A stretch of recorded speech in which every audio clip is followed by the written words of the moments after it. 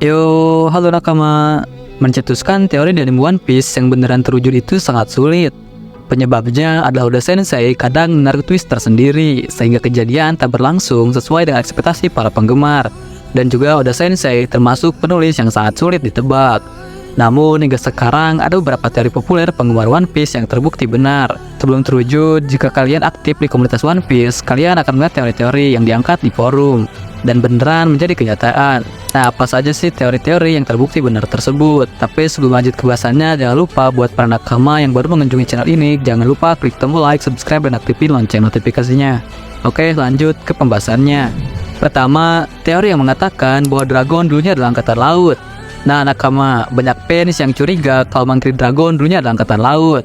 Nah, nakama, dan juga teori tersebut terbukti benar.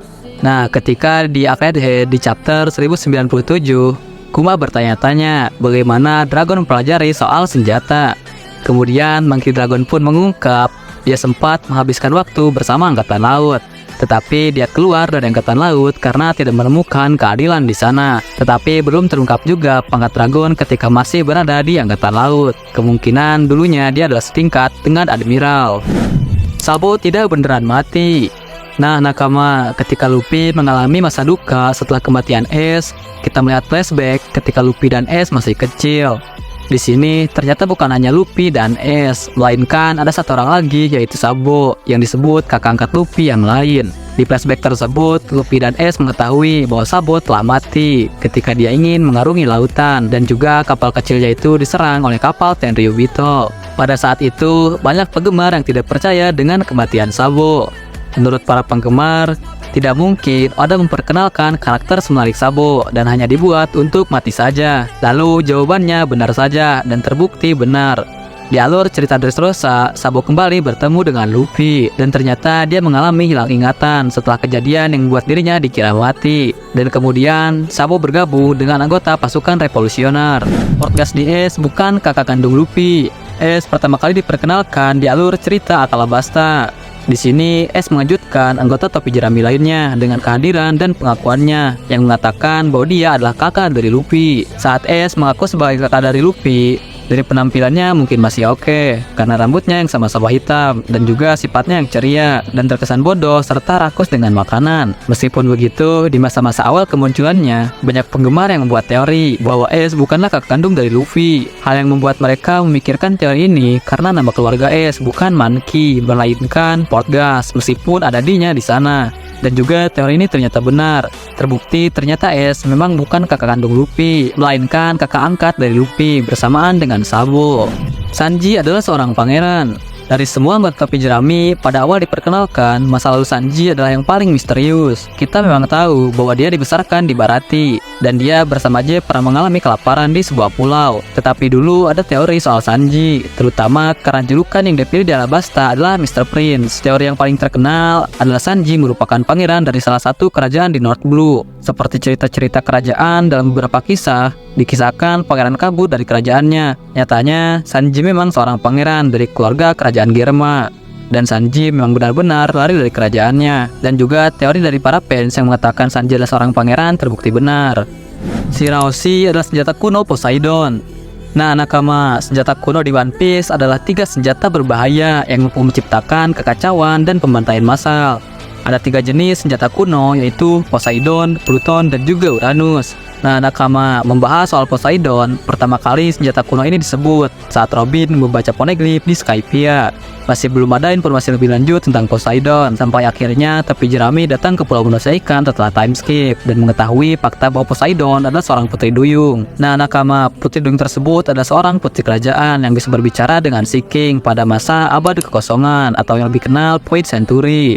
Para penggemar yang mengetahui fakta tersebut langsung berbondong-bondong membuat teori bahwa kekuatan Poseidon diturunkan pada putri duyung di era itu, yaitu Shirahoshi. Menurut teori tersebut, Shirahoshi hanya belum mampu mengandalkan kekuatannya dan mengendalikan kekuatannya. Singkat cerita, terbuktilah bahwa Shirahoshi memang Poseidon dan dia bisa berbicara dengan para Sea King. Setelah keluar dari angkatan laut, Kujan akan bekerja sama dengan kekuatan besar di dunia One Piece. Nah, nakama, seorang penggemar pernah memberikan teori, yaitu hubungan Kujan alias Aokiji dengan salah satu karakter penting di dunia baru. Dia mengatakan kemungkinan besar Kujan bekerja sama dengan seorang Yonko. Di beberapa forum, teori ini semakin berkembang dan akhirnya lahirlah sebuah kemungkinan. Kemungkinan tersebut adalah sebuah rahasia Kujan yang cukup misterius. Seakan-akan dia memiliki agenda tersendiri di balik semua tindakan yang dia perbuat. Singkat cerita, teori mengarah kepada sebuah kesimpulan, yaitu Kujan tidak akan terus bekerja sendiri dan suatu saat dia akan bekerja sama dengan kekuatan besar dan diprediksi antara Shanks maupun Blackbird. Faktanya, hal itu benar-benar terjadi. Kujan benar bekerja sama dengan salah satu karakter kuat dan sangat berpengaruh. Tetapi sayangnya, Kujan tidak bekerja sama dengan Shanks, melainkan Blackbird atau yang lebih kita kenal sebagai Kurohige. Hal ini diperlihatkan dalam One Piece chapter 720 dan di anime episode 650 dan dikonfirmasi oleh Gorosei di chapter 793. Lola adalah anak Big Mom. Nah, nakama, Lola memiliki peran penting untuk petualangan kru topi jerami di alur cerita pada saat Up Tyler Bab. Di akhir alur cerita, Lola memberikan sebuah paper card dan dia berkata itu milik ibunya, dan ibunya adalah salah satu karakter yang cukup penting di dunia baru. Melihat penampilannya, banyak para penggemar yang memperkirakan ibu dari Lola yang memiliki paper card itu adalah Big Mom, salah satu Yonko yang sangat diperhitungkan, terutama karena Big Mom memang salah satu bajak laut perempuan yang penting di dunia One Piece. Kemudian juga terjawab bahwa Lola memang putri dari Big Mom atau Charlotte Linlin, seorang Yonko yang sangat terkenal. Kanjuro adalah pengkhianat dari Akazaya 9. Nah, nakama, dulu saat kita dibikin bertanya-tanya siapa pengkhianat dari Akazaya 9. Nah, para penggemar pun berteori dan mencurigai salah satu nama, yaitu Kanjuro. Karena Kanjuro tampak santai saja meskipun ia seharusnya ditahan di Dressrosa, hingga ia tampak yang paling tak membantu saat kelompok topi jerami sampai di Wano Kuni. Nah, kemudian terungkap juga kalau teori ini ternyata benar dan terbukti juga bahwa Kanjuro adalah pengkhianat. Kyoshiro adalah Denjiro.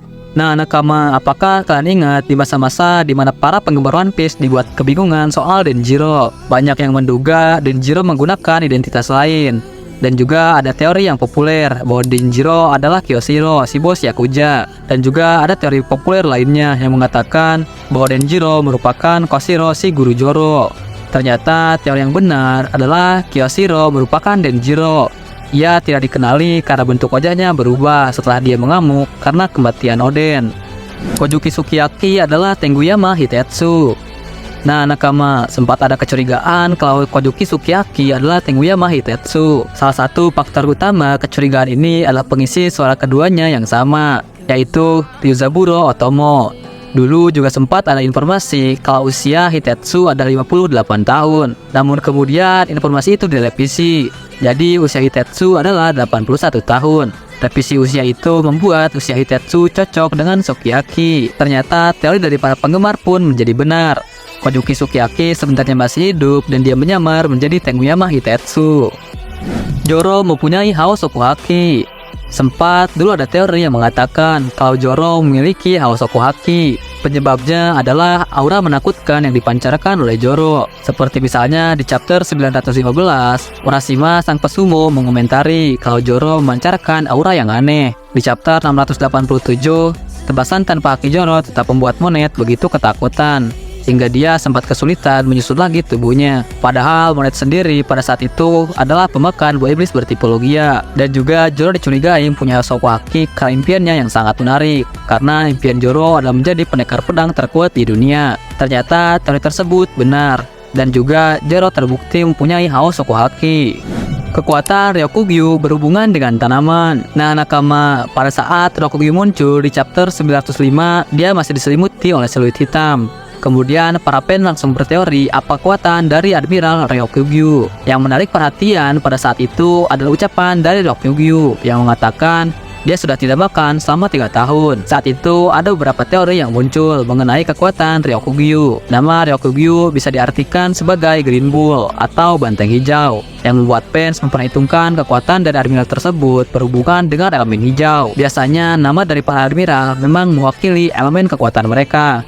Salah satu contohnya Akainu adalah anjing merah dan itu berhubungan dengan magma, dan juga Kizaru yang berhubungan dengan cahaya. Nah nakama, salah satu aspek yang memiliki elemen hijau adalah tanaman. Nah nakama, kemampuan Ryokugyu untuk tidak perlu makan selama 3 tahun juga dicurigai karena aspek tertentu dari tanaman. Lalu di One Piece 1052 memperlihatkan Ryokugyu terbang dengan bantuan bunga di punggungnya. Dan di chapter 1053, ia bisa membuat bunga tumbuh hanya dengan berjalan, mengubah tangannya jadi batang pohon yang bisa menyerap cairan tubuh korban, serta membuat wilayah udon yang tadinya gersang menjadi hutan dan juga sangat hijau. Nah, jadi teori yang mengatakan bahwa kekuatan Ryokugyu berhubungan dengan tanaman menjadi benar dan menjadi kenyataan. Nah nakama, itulah beberapa teori populer One Piece dan para penggemar yang menjadi kenyataan. Jika kalian punya beberapa teori lagi yang menjadi benar dan menjadi kenyataan, silahkan tulis di kolom komentar. Oke nakama, Etsy pamit undur diri. Nah buat para nakama yang baru mengunjungi channel ini, jangan lupa klik tombol like, subscribe, dan aktifin lonceng notifikasinya. Sampai ketemu lagi di video selanjutnya. See you nakama.